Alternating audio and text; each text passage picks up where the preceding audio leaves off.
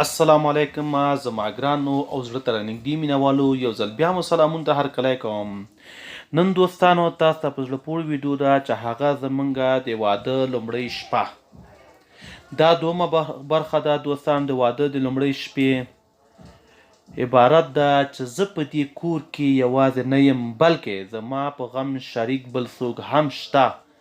تر دې وروسته تاسې هغې ته د خپل کور غړي لکه مور او پلار د خپل مور او پلار او خویندې او وروڼه ورپېژندلی شئ، مګر د خپل کور ماحول ته بیانولی شئ د دې لپاره چې د هغه نوي ماحول جایزه واخلي او پریشانی احساس ورڅخه لرې شي.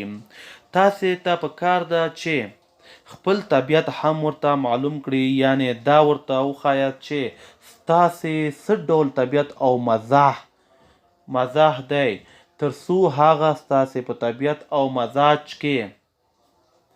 مزاج خبره شي او په آینده کې مو ښه خیال وساتي. دا خبرې چې څومره لنډې او معناداره وي هغومره په خوندورې او وزنداره وي. داسې نه چې بې مقصده کیسې ورته بیان کړئ او هسې او بیکاره خبرې ورته شروع کړئ چې پر هغې وغږیږئ. او دا کوشش کول پکار دی چې ناوې ستاسې سره په خبرو کې برخه واخلي او دا نه ده خبره چې پر ځای په سوال جواب کې هو درته ووایي، او نه په خبرو کې بندش راوستل پکار دي او نه داسې سوال ورڅخه کول پکار دي چې جواب یې هغې ته نه وي معلوم. او مطلب دا چې هغې په ذهن کې شک او شبه راوستل.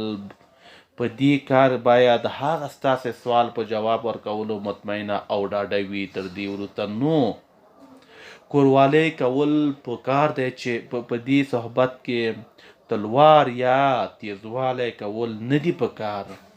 دا وه زموږ د نن ورځې په زړه پورې درس تاسو ته وړاندې کوو. زما ګرانو دوستانو تاسو حتما زموږ د یوټیوب چینل نوي سبسکرایب کړئ، زموږ د یوټیوب چینل حتمي او ضروري سبسکرایب کړئ او ترڅنګ د ګنټې یا بل اکون نشان هم ټک مار کړئ چې د راتلونکو نور ویډیوګانو هم په تازه خبر شئ. او ګرانو دوستانو که چیرته هم زموږ ویډیو خوښه شوي وي زموږ ویډیو حتمي او ضروري د ځان سره لایک کړئ او چې نور ملګرو ته هم ورسیږي. عزتمندو دا زموږ